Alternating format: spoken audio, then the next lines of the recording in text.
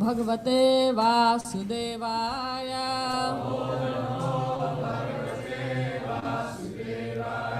Om Namo Bhagavate Vasudevaya. Om Namo Bhagavate Vasudevaya.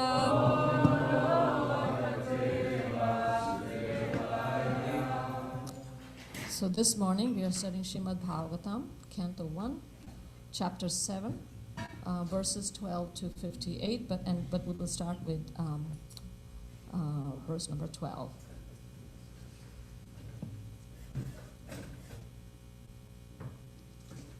Parikshitotha Rajarshe Janma Karma Vilapanam Samstham cha Pandu Putranam Vakshe Krishna Kathodayam. Please chant. Parikshitota Rajarshi Janma Karma Vilapanam Samsam cha Pandu Putranam Vakshe Krishna Kathodayam. Parikshitota Rajarshi Janma Karma Vilapanam Samsam cha Pandu Putranam Vakshe Krishna Kathodayam. Parikshitota Rajarshi Janma Karma Vilapanam Samsam cha Pandu Putranam Samstam cha Pandu Putranam Vakshe Krishna Kathodayam. Vakshe Krishna Kathodayam. Okay, thank you. Word to word, we can do it together. Parikshitaha of King Parikshit, Atha, thus, Rajarshe of the king who was the rishi among the kings, Janma, birth, Karma, activities, Vilapanam, deliverance, Samstam, renunciation of the world, Cha, and Pandu Putranam, of the sons of Pandu, Vakshe, I shall speak, Krishna Kathodayam, that which gives rise to transcendental narration of Krishna, the Supreme Personality of Godhead. Translation and purport by Srila Prabhupada. Sutta Goswami thus addressed the rishis headed by Shaunaka. Now I shall begin the transcendental narration of Lord Shri Krishna and topics of the birth, activities, and deliverance of King Parikshit, the sage amongst kings, as well as topics of the renunciation of the worldly order by the sons of Pandu. Purport. Lord Krishna is so kind to the fallen souls that he personally incarnates himself amongst the different kinds of living entities and takes part with them in daily activities. Any historical fact, old or new, which has a connection with the activities of the Lord is to be understood as a transcendental narration of the Lord. Without Krishna, all the supplementary literatures like the Puranas and Mahabharata are simply stories of historical facts. But with Krishna, they become transcendental. And when we hear of them, we at once become transcendentally related with the Lord. That's pretty good. Srimad Bhagavatam is also a Purana, but the special significance of this Purana is that the activities of the Lord are central and not just supplementary historical facts. Srimad Bhagavatam is thus read by Lord Sri Chaitanya Mahaprabhu as a spotless Purana. There is a class of less intelligent devotees of the Bhagavad Purana who desire to relish at once the activities of the Lord narrated in the 10th canto without first understanding the primary cantos. They are under the false impression that the other cantos are not connected with Krishna, and thus more foolishly than intelligently they take up to the reading of the 10th canto. These readers are specifically told herein that the other cantos of the Bhagavatam are as important as the 10th canto. No one should try to go into the matters of the 10th canto without having thoroughly understood the purport of the other 9 cantos. Krishna and his pure devotees, like the Pandavas, are on the same plane. Krishna is not without his devotees. Krishna is not without his devotees of all the rasas, and the pure devotees like Pandavas are not without Krishna. The devotees and the Lord are interlinked, and they cannot be separated. Therefore, talks about them are all Krishna Katha, or topics of the Lord.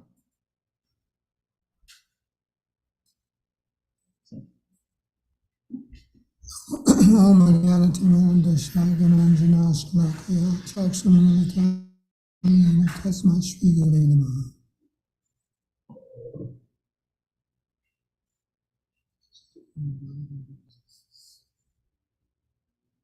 Hare Krishna.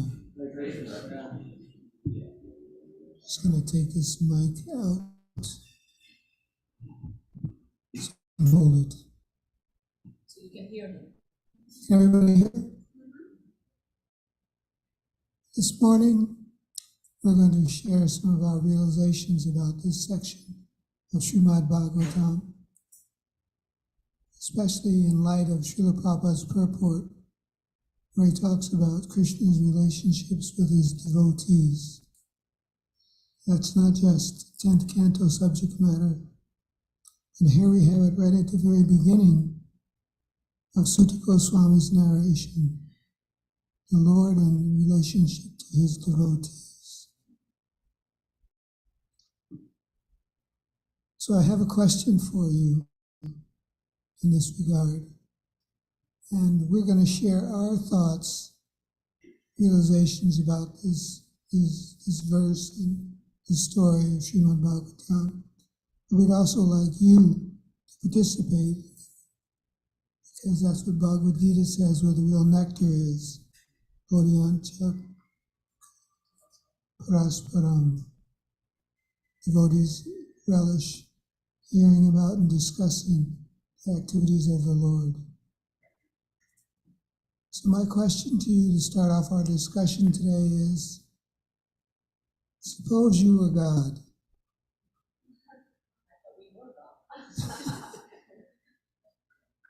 Some of us may think that way.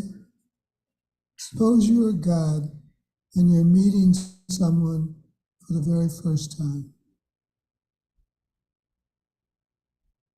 What qualities, what aspects of your power or personality would you want to put forth first in that meeting? Giving that first impressions are always important. Yes. Self-aware. Self-awareness. Yeah. Okay. Yes. You're cool. God is cool, or you? Could you just describe a little bit what you mean by cool? God, it's cool. It's like you don't judge. You are like chill. Like yeah, you can relate to everyone, and you do fun. That's cool. Making yourself accessible, not hiding behind the power and opulence of God. Yes. I was thinking, just because I know of Krishna, I was just thinking like kindness. He's so like kind and gentle and giving. So, I don't know. That was the first thing. I have a clarifying question. Where am I meeting this person? On campus, Krishna. On campus.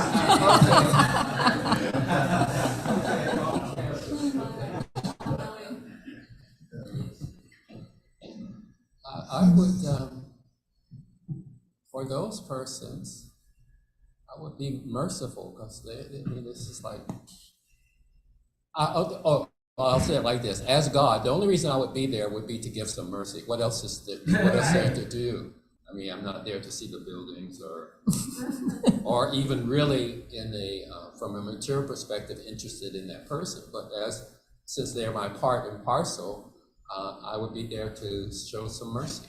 What kind of mercy? That also depends on their reception. In other words, that mercy could take many forms. If they're open to the general kind, then also there's all kinds of mercy that the Lord gives. You give them a plate of prasadam, I guess. Okay. That seems reasonable, all the answers. Actually, the verse we're reading today and the story that develops from this verse is about Krishna showing himself for the first time in Srimad Bhagavatam. This is where Krishna makes his entrance. Now, we have had philosophical presentations earlier in the 3rd chapter of the 1st canto, Krishna's to Bhagavan Swayam. So we know the power and opulence of the Supreme Lord. But the Lord as a person, as you also nicely described him, as a person, makes his appearance at this point in Srimad Bhagavatam. And what is he doing? What is he doing when he makes his first appearance? It's significant. Driving Arjuna's chariot. He's driving Arjuna's chariot. Basically, to bring it to our modern Western thinking, he's being a cab driver, a Uber driver, whatever. Chauffeur, there you are. He's a chauffeur. He's being a chauffeur for his delivery. So obviously that's not all the power and opulence of God. Or is it? Or is it? Is being a chariot driver for his devotee all the power and opulence of God? What do you think about that? That's cool. Yes, that's cool. That's the greatest opulence. You have something? That's the greatest opulence. That's the greatest Opulence, the greatest of all. Actually, that's a fact. And the Acharyas make this point about how Krishna is the chariot driver of Arjuna. That's the first glimpse we get of him. Because Krishna is showing us that all his power and glory is in his love for his devotees. Actually, this section of Srimad Bhagavatam, this chapter, as well as following chapters where Krishna hears the prayers of Kunti Devi, Krishna is present at the disappearance of Bhishma Dev. All of them are family members of the Pandavas. And Krishna goes out of his way to have a personal relationship with all of them as Bhaktavatsala. Is the name for Krishna, Bhaktavatsala. What does it mean? He is dear, loving to his devotee, caring, loving, affectionate, like a vatsa, like a little calf, vatsala. Yeah. Oh, really? Yeah, like a cow is to her calf. Affection, that's the right word, affection. Who would think that God's most powerful quality is that he's your friend, that he's your lover? It's a revolutionary concept, especially in the Western world. To think of God like this. My recollection of growing up in Western civilization and Christianity is that God was somebody to be feared, that had ultimate power over you, power of life and death. And here in the first teachings of Srimad Bhagavatam, he's shown himself to be your servant, Parthasarthi. Can you give us a Sanskrit? It means chariot driver or partha of Arjun. Chariot. He's willing to serve his devotees. So we can expect that theme to develop throughout the Srimad Bhagavatam. But it also has a modern application.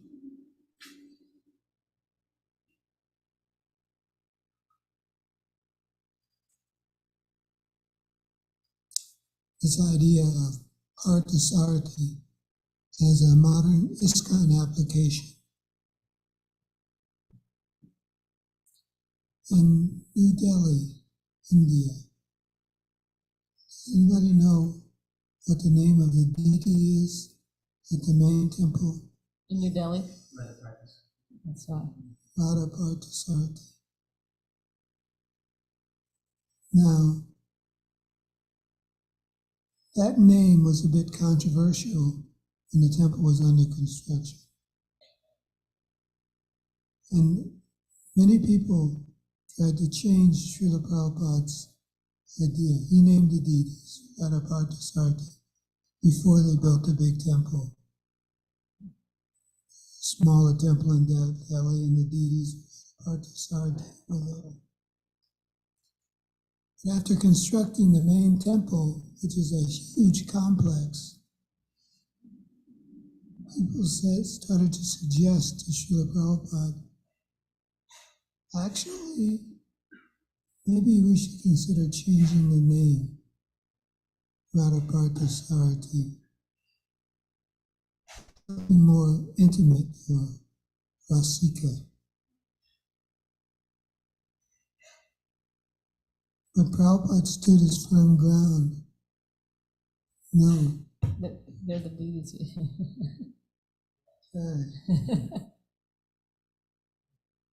Has anybody been to that temple? Some. Prabhupada stuck to his conviction that Radha Parthasarthi was the correct name for the deities. Even though there's no chariot, there's no Arjuna, is Radha, and the lover of his devotees, Parthasarathi.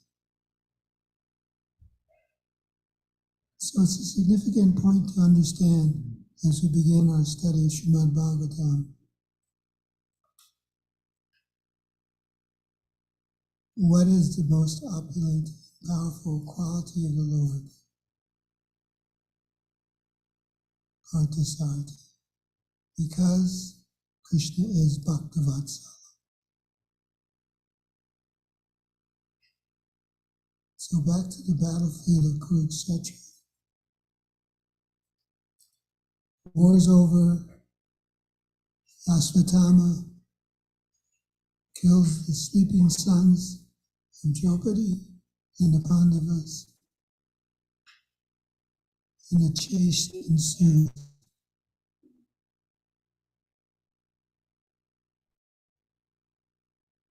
Krishna and Arjuna on the chariot chase down Ashvatthama to bring him to justice for his heinous act. Everyone is familiar with the stories of Ashwatthama and, yeah? Okay. We haven't discussed. Well, basically what happens at the end of the war, the war is over, the Pandavas were victorious, and so everybody was just sleeping peacefully in their camp. This was the night of victory. But Ashwatthama, who is the son of Dronacharya, who is the teacher of Pandavas, who taught them the Pandavas how to fight. And so Ashwatthama was still alive, and what he did was that he was upset, the fact that his father was killed and like that. So what he did was that while everybody was sleeping, he went into the camp of he thought he was actually going to the camp of the Pandavas, but because there were 5 people sleeping there, 5 men were sleeping there, but they were actually Draupadi, Arjuna's, the Pandava's wife, Draupadi. They were her sons. So all 5 of them were sleeping, and Ashwatthama killed all of them while sleeping. And that's just a no according to the codes of war. So he did a real heinous act of killing the 5 sleeping sons of Pandavas. And so this is where we are at now. Am I correct? Did you get a copy from here?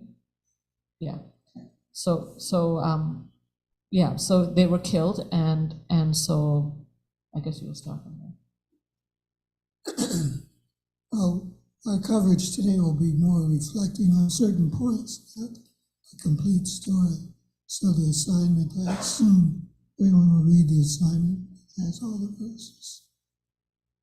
Everybody reads the assignment or no? In the class itself, because not previously. Yeah, okay.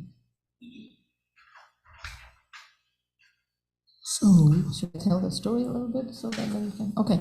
So basically, then what happens after they're killed, and when Draupadi, the mother of the 5 sons, when she sees what has happened and she's crying, and everybody sees what happened. So Arjun, the father of these 5 boys and the husband of Draupadi, he says, "Don't worry." He pacifies his wife, Draupadi, who's just crying. The battle is over. They're all sleeping, and she has these 5. She says, "Don't worry. I'm going to find out this murderer of your sons, and I'm going to capture him, and I'm going to bring him to you, and I'm going to bring right in front of you." And he said he's going to kill him. I'm going to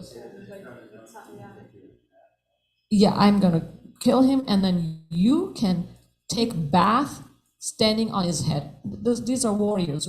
This is a woman warrior.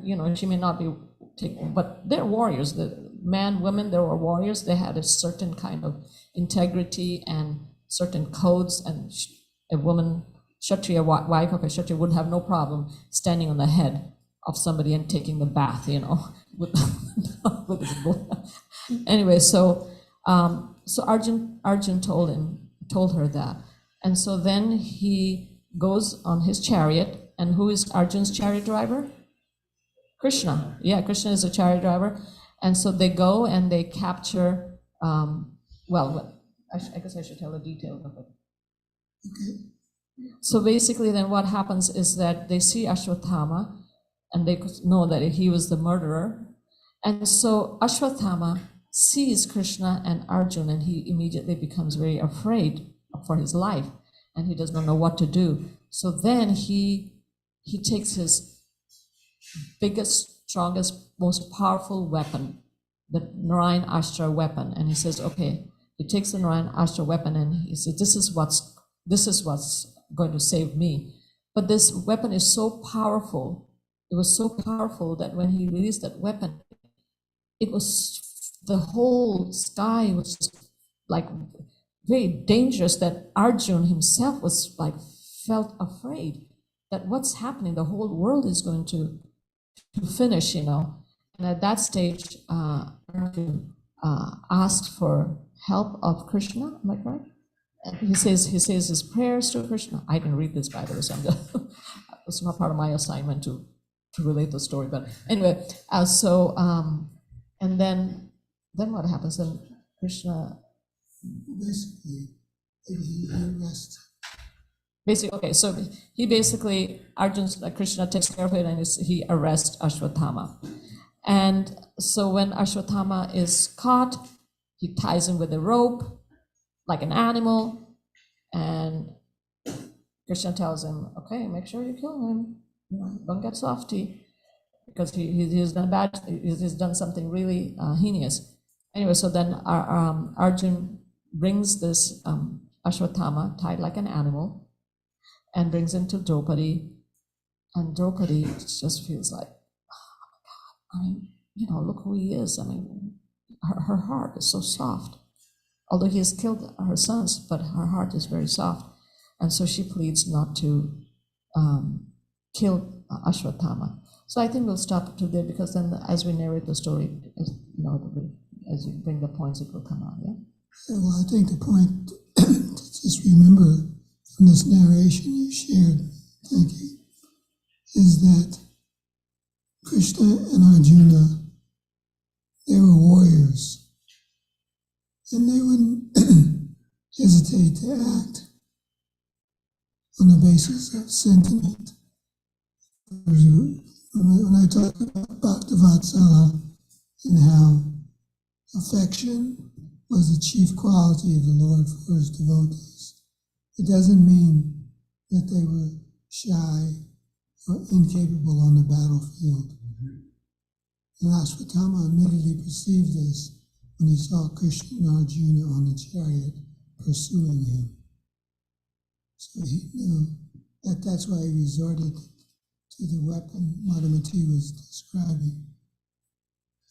But now that weapon has been retracted, and he's in custody, Ashwatthama is in custody, and a debate ensues about what should be done with him.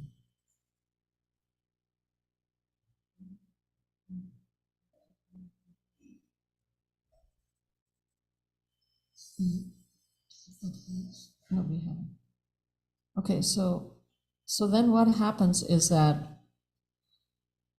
like you're saying, debate ensues, but we like to, with the point that we're talking about Bhakta Vatsala, and it's not some sentiment, I was assigned to speak on these two verses, and I'm going to read them.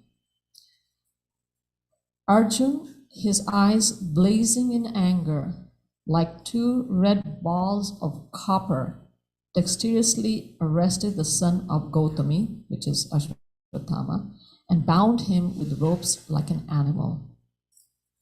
Now read in the next verse. After binding Ashwatthama, Arjun wanted to take him to the military camp. The personality of Godhead, Sri Krishna, looking on with his lotus eyes, spoke to angry Arjun. And don't put the verses on because I want to ask you a question. I'm going to test you guys. So, can you tell us, I read just 2 verses, what were Arjun's eyes described as? Fire. More detailed? Copper. Yes, thank you. All of them describe everything about his eyes. And how were Krishna's eyes described? Lotus eyes. Okay, what was Arjun's mood? Anger. And what was Krishna's mood?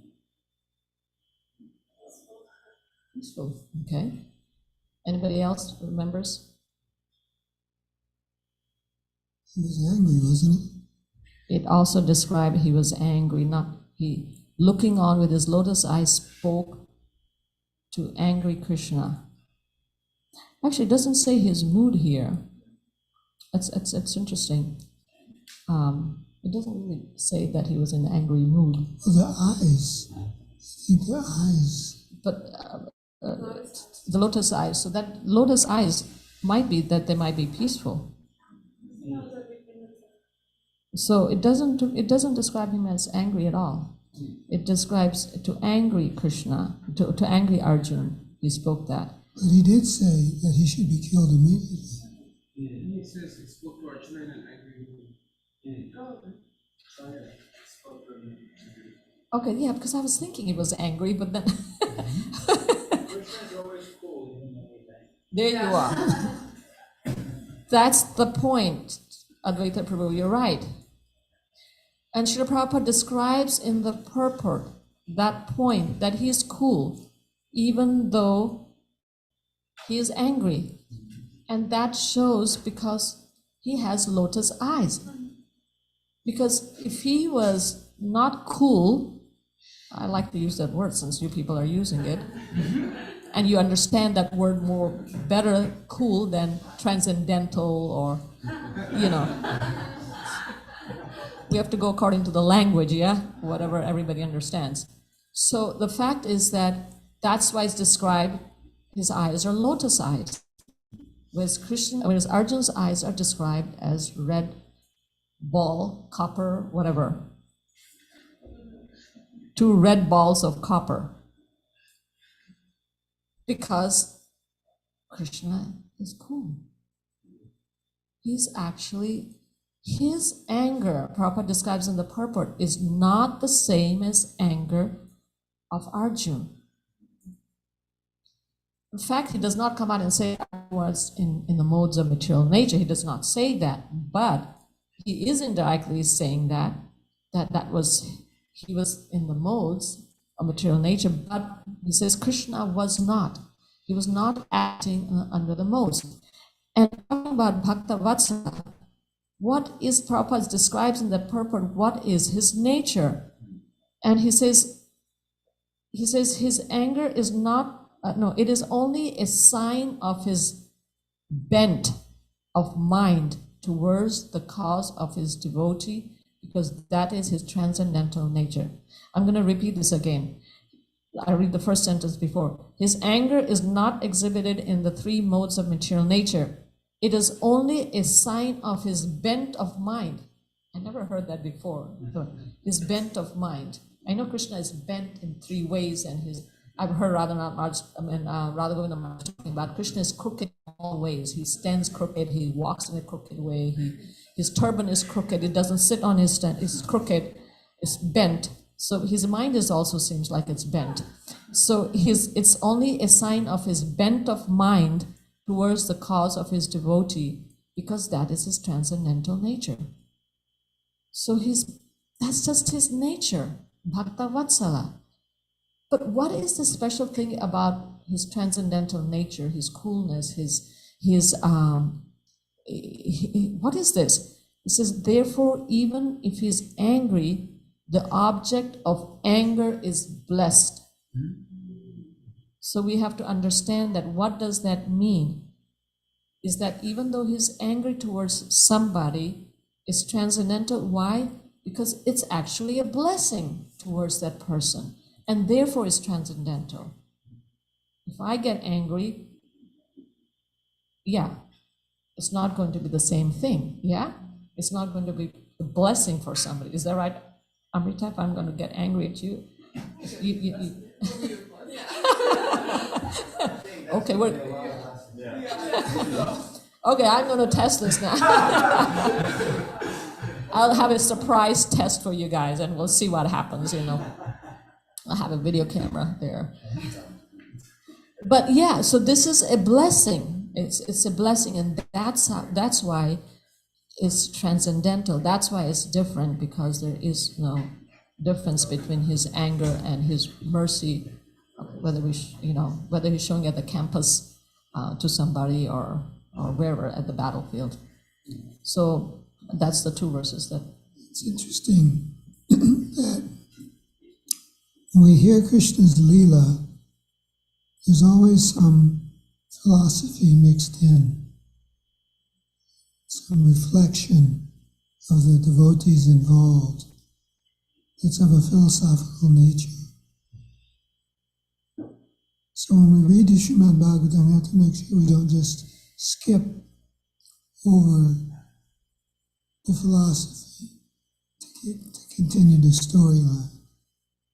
Both are important for understanding and appreciation of Krishna. Just like the point Madhumati is making about transcendentalness or coolness. These things have to be understood philosophically.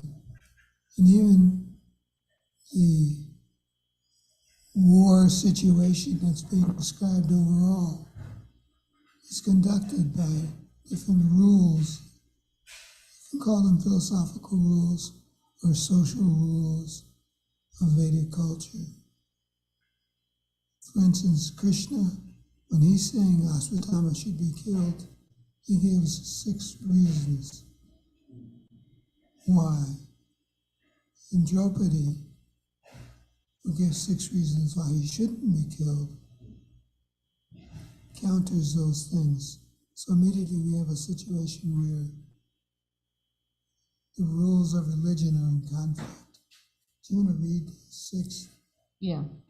Well, Krishna basically tells Arjun that you should kill him. You promised Draupadi you're going to do that. So before even Arjun brings Ashwatthama to Draupadi, Krishna tells him, now remember, you told Draupadi that you are going to bring him and you're going to kill him, and remember codes. What he did was not right, and according to the codes, he has to be killed. Yes, Amrita? I just have a question. Yeah. Yes.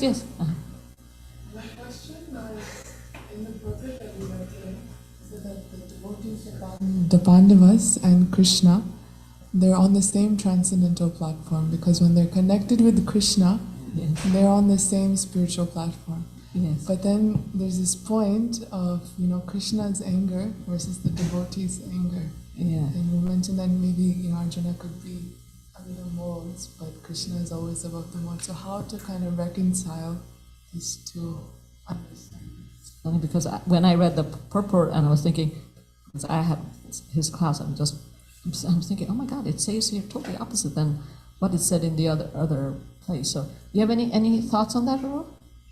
Or should we just ask the audience? Ask the audience. Yes, Prabhu. Well, Krishna he's absolute and infinite, so therefore all of his attributes can manifest all of his other attributes, just like he can eat with his eyes. So it's possible for him to have anger and compassion and have them be completely compatible.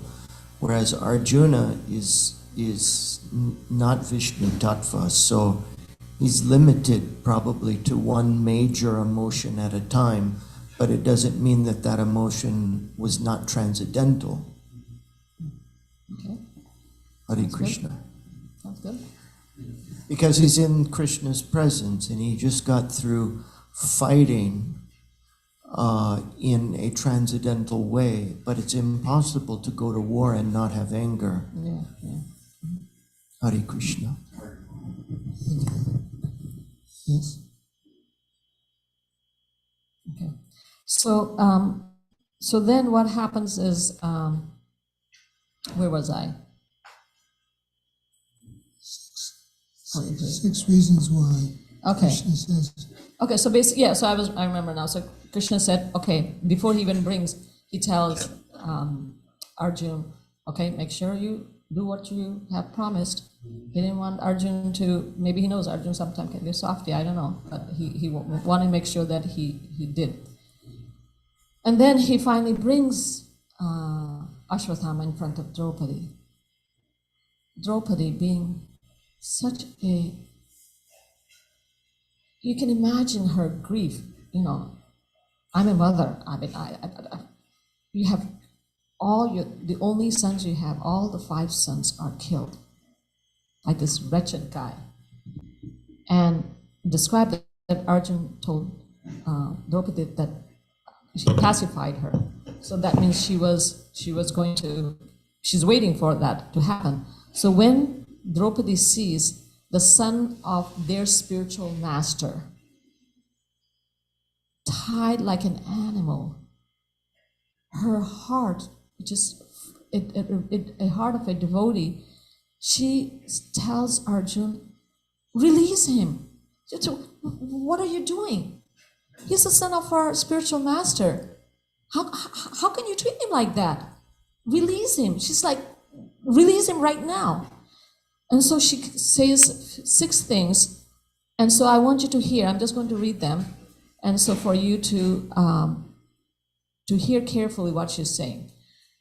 She could not tolerate Ashwatthama being bound by the ropes, and being a devoted lady, she said, release him, for he's a Brahman, our spiritual master.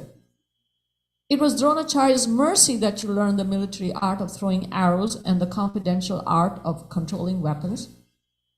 He, that is Dronacharya, is still existing, being represented by his son. In other words, Ashwatthama is like Dronacharya. His wife Kripi did not undergo a sati with him because she had a son. So basically, he's representing his father. So he's like your spiritual master. Oh, most fortunate one who knows the principles of religion, it is not good for you to cause grief to glorious family members who are always respectable and worshipful. Another reason. 5th reason. My Lord, do not make wife of Dronacharya cry like me. I'm aggrieved for the death of my sons. She need not cry constantly like me. What a heart of gold. What a heart of gold. Wow. That's just, you can see the character of these devotees, these Vaishnavas, these people who have given their heart to Krishna, to Bhakta Vatsala. And then the last reason, she says, if the kingly administrative order being unrestricted in sense control offends the Brahman order and enrages them, then the fire of that rage burns up the whole body of the royal family and brings grief upon all. not everybody felt the way she felt. Particularly, we know Vrikodara, Bhima. Krishna agreed, Yudhishthira agreed, basically everybody agreed except Bhima. I don't know, Krishna didn't agree. Yes, it does. I've described that as far as I remember. Or maybe Krishna didn't agree. No, he's Krishna. He says you have to satisfy me and me same. Okay, you're right. I got this little minor details wrong, but anyway. Right? And I don't know if it's mentioned yet, but Bhishma Dev comes on the scene and he insists the opposite. He insists, no, he must Bhima. be killed.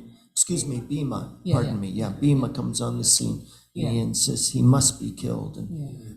Arjuna's in a dilemma.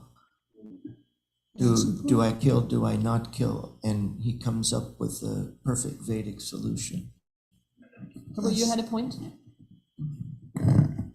That's the point, is that pure devotees in their evaluation of the situation, as well as in the Shastra sometimes, have differing opinions.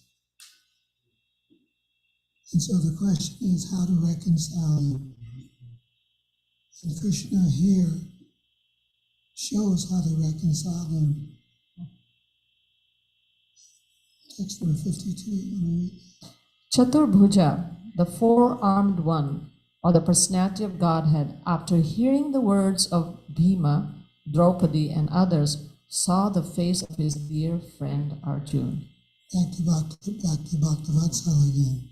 Comes down to the face of his dear friend Arjuna.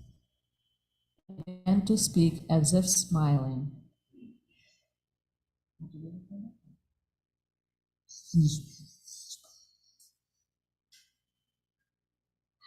Okay, this is part of the purport. When Arjuna was perplexed about what to do with Ashwatthama, Lord Shri Krishna, the very dear friend of Arjuna, voluntarily took up the matter just to make a solution. And he was smiling also. So it says in another purport, it says, he discovered another two arms.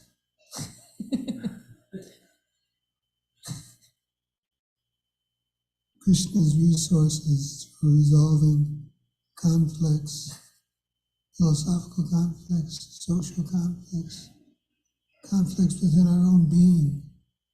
There's no limit because he can always discover two new arms. I've heard Radha Govinda Maharaj talking about this particular incident, and he said Bhima was ready to kill him, and then Draupadi was stopping him. So they both had were one was trying to kill him, and Draupadi was like, really, stop. And that's the time he discovered his two arms to stop the fight, to put Bhima and Draupadi Keep them apart. to keep them apart. Yeah. That painting is there in the books.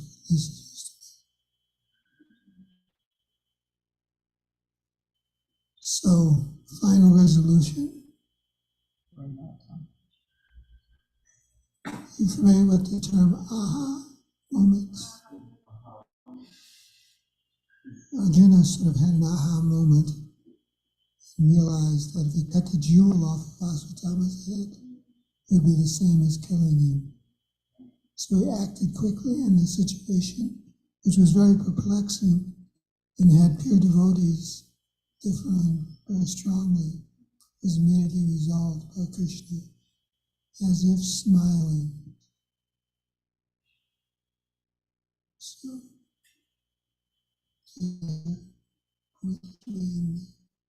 His time is telling us we should end. If anybody has questions, Vaninathan. Thank you so much for this wonderful class. And I remember being here. In fact, I was sitting probably right here when you spoke previously about this, and I remember a realization that you discussed at that time that's illustrated by this conflict that even amongst devotees, because these are devotees, they're not quote in Maya, etc., but there can be very strongly held differing opinions. And even in this situation, even to the point where, as you described, they had to be physically separated, which is not a usual thing you see, but these things can happen. And it doesn't mean that that's an absence of Krishna consciousness. So conflict is not the meaning necessarily the absence of Krishna consciousness. That's a good point. Thank you. This one just made me remember something I was reading as far as Prithu Maharaj and Indra. And Prabhupada writes, shockingly, in one of the purports, he writes that Prithu Maharaj and Indra both were envious of each other and angry at each other. But they both were Vaishnavas, Prabhupada writes in there. And therefore things were solved, in a nice way. Yeah. So it took some time. They had to work things out, yes. Some mediation. Yeah, it takes this time. Yes, Advaita Prabhu.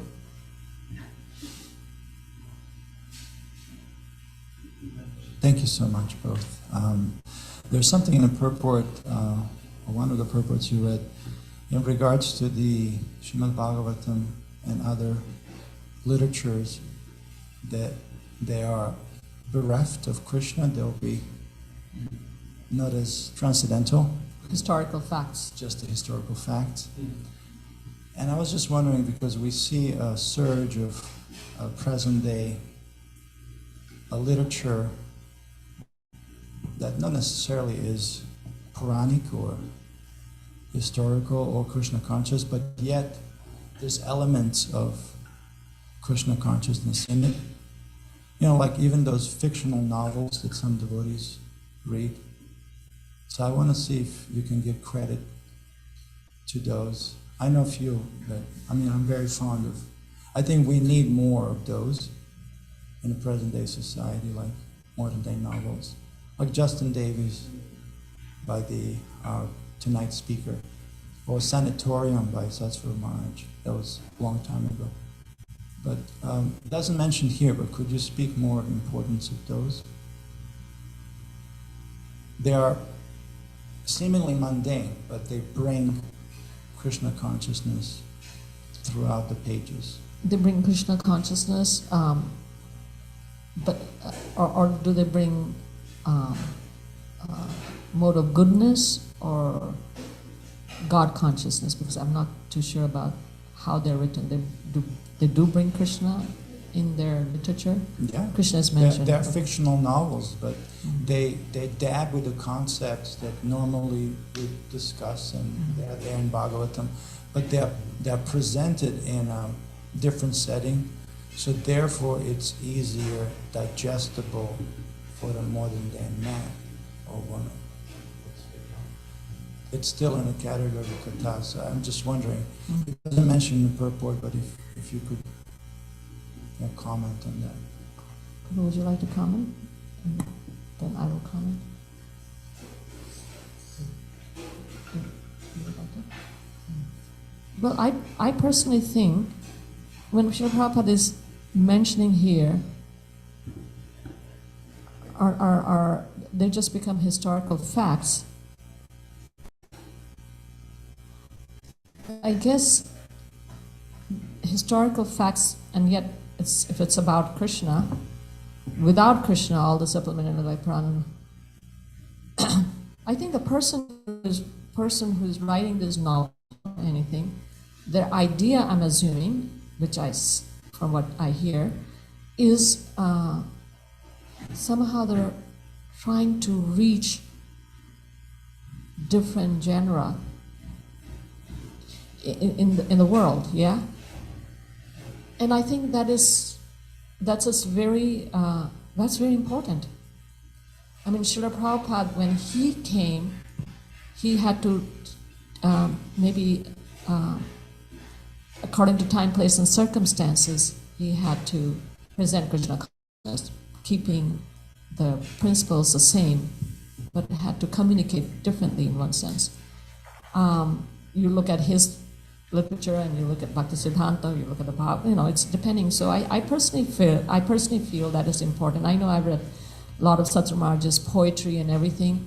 It reaches out to people that, maybe they may not be able to appreciate the Bhagavatam or the Bhagavad Gita, So if these writings are helping and bringing people to Krishna, eventually as their consciousness is purified more and more, then they will naturally come to wanting to hear more about, the Supreme Personality of Godhead. So I personally think it's important, actually. Didn't Bhaktivinoda Thakur also write? That's right. Bhaktivinoda Thakur wrote novels, or so. Yeah, so I personally think it's important that we do have that. Not only that, whether it's good or not, no, it's important that we have those kinds of books. As long as they're philosophically and, all based on. Do you have some thoughts on Rekha? You're out of time. Oh, wow, we're way out of time. Thank you very much, Prabhu. Krishna. Thank you. which is not right. Vidya